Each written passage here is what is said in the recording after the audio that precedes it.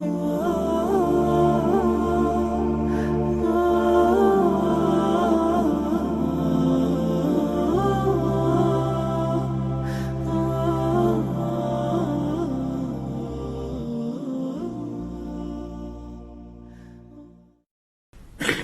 علیکم۔ وعلیکم السلام۔ کچھ دن پہلے 12 ربیع الاول کیا ہے۔ ہمارا کنٹری بنگلہ دیش ہے، لیکن ادھر جو ہوتے 12 ربیع الاول میں عید میلاد النبی پالن کرتے ہیں۔ اس میں آدمی گاڑی میں جا کے ڈول بجا کے طبلہ بجا کے جھولش پالن کرتا ہے، یہ جائز ہے نہیں ہے؟ پہلا سوال یہ ہے کہ 12 ربیع الاول کو عید میلاد النبی منانا جائز ہے کہ نہیں؟ رسول اللہ صلی اللہ علیہ وسلم نے اپنی زندگی کے اندر آپ کی بعثت جب 40 سال کے ہوئے تو آپ کو نبی بنایا گیا۔ 23 سال تک تو آپ صلی اللہ علیہ وسلم کی زندگی میں بھی یہ دن آیا۔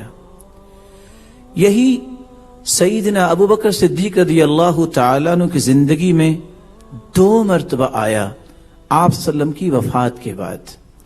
رسول اللہ صلی اللہ علیہ وسلم کے یہ صحابی عمر رضی اللہ تعالیٰ عنہ کی دور خلافت میں یہ دن 10 مرتبہ آیا، سیدنا عثمان کی خلافت میں 12 مرتبہ آیا، اور سیدنا علی کی خلافت میں 4 مرتبہ آیا۔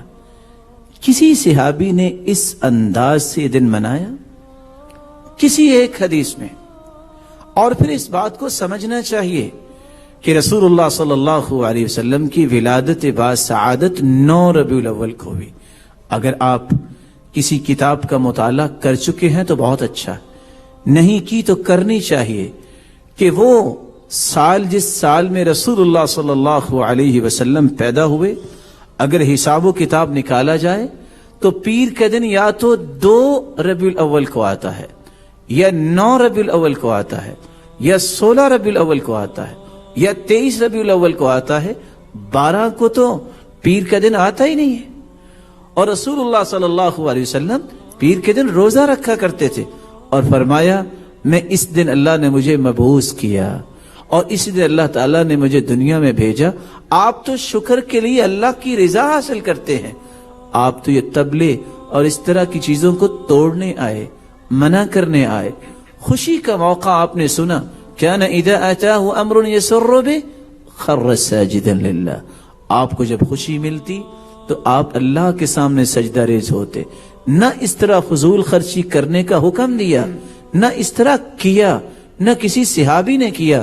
سب سے پہلے موصل کے اندر مظفر الدین کوکبری نے سب سے پہلے اس بدعت کو ایجاد کیا، جس کو آج مسلمان تقرب الہی کا بہانہ سمجھ بیٹھے ہیں۔ اللہ رب العزت صراط مستقیم دکھائے اور صراط مستقیم پر ہی چلائے، اور اس پر ہی ثابت قدمی عطا فرمائے۔